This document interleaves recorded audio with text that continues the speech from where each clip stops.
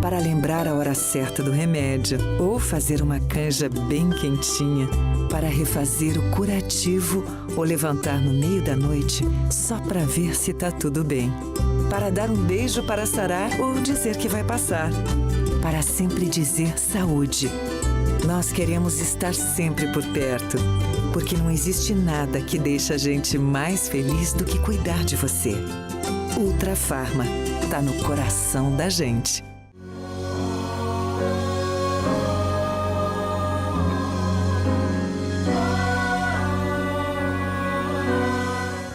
Com alegria, nós nos encontramos para o programa Deus, Médico dos Médicos. Em casa, com a sua família. Você conhece amigos, outras pessoas conhecidas que participam do programa, que acompanham. Pegue o telefone e avise. Está iniciando o programa Deus, Médico dos Médicos. O tema, qual é o tema? Riscos das viagens longas. Uma viagem longa, por que um risco? Não é por causa dos acidentes que existem, não.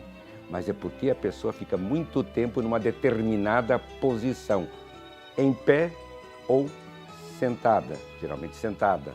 E aí há um aumento na pressão interior das veias, que pode provocar muitos males. Para esse tema, nós temos aqui o Dr. Márcio Steinbruch, que é cirurgião vascular.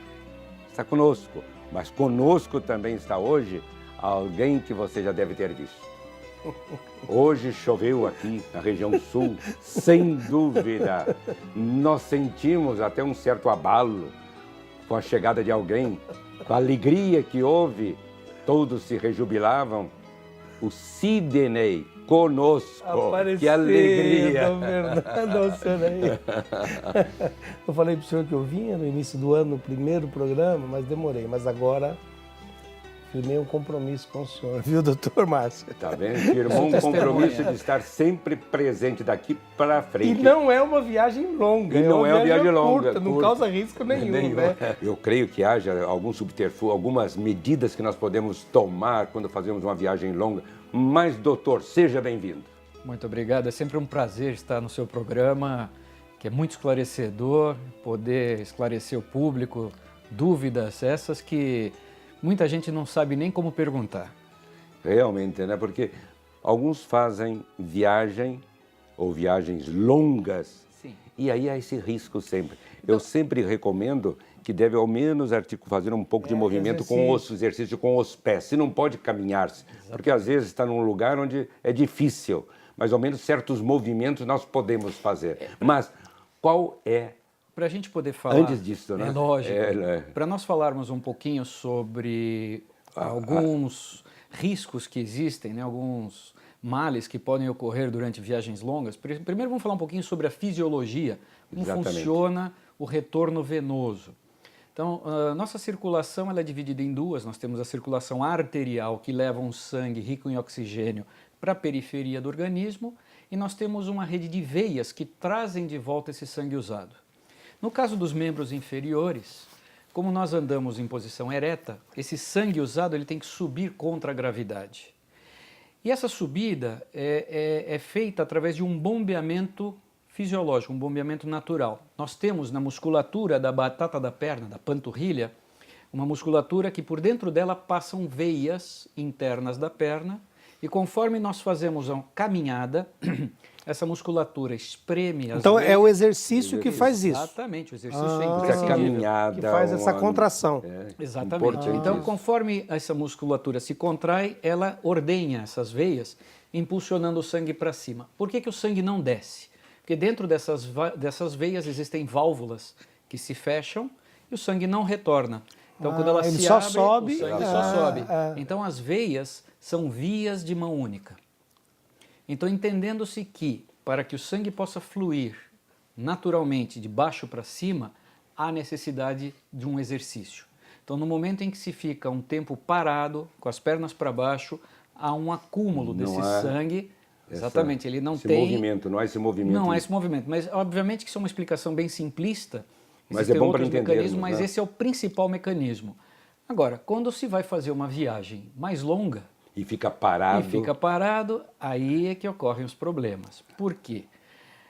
Infelizmente, Nós temos diversos casos de pessoas que tiveram embolia pulmonar por causa disso, por causa doutor. disso. Não é Acontece verdade? óbitos em aviões, Óbitos em é que não avião, divulga, etc. mas Exatamente. a gente sabe que...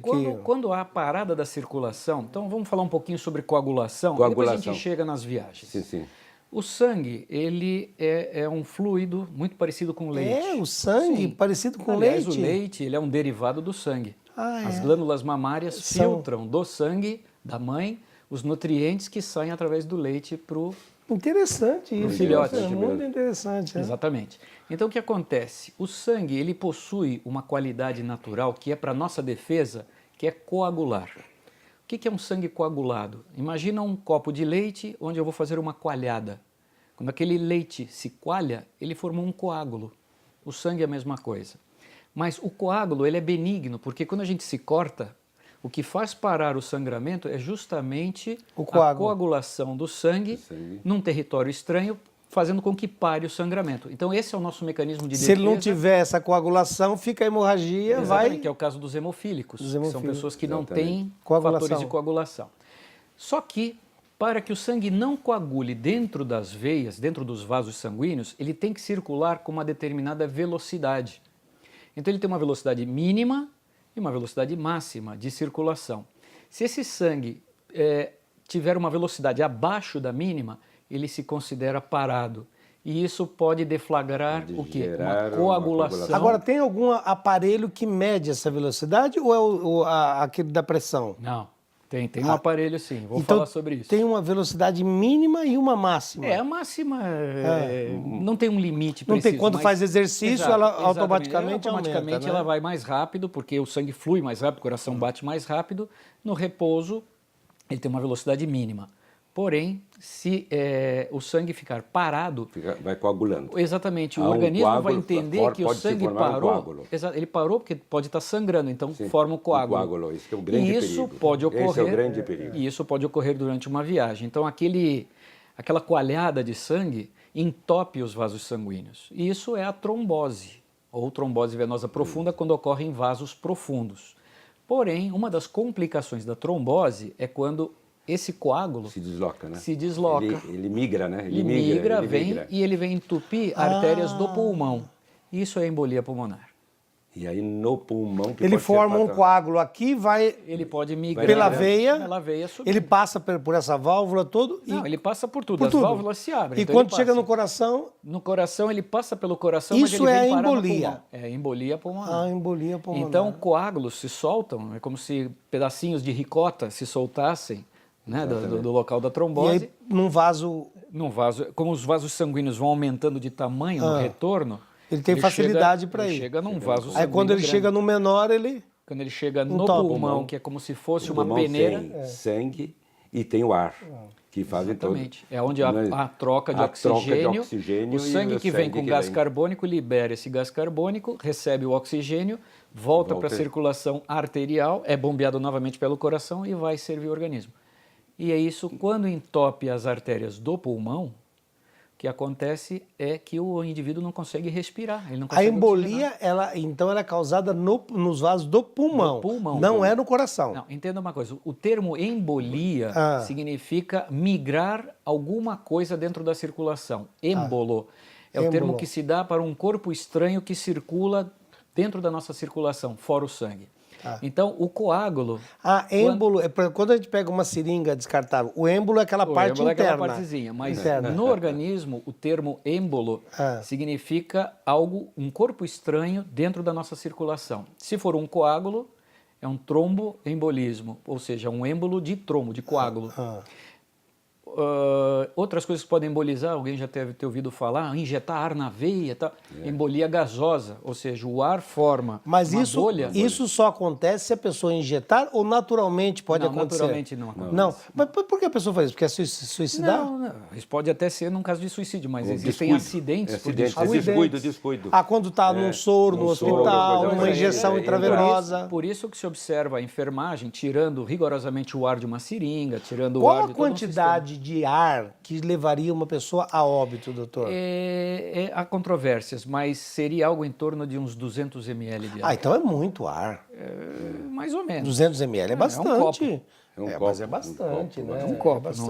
não é? É, mas num acidente, num soro. Não, então, não é uma seringada de ar que vai não é uma matar seringada. pessoa, não. Pode dar alguns probleminhas, mas não mas é. para levar a óbito seriam uns 200 ml.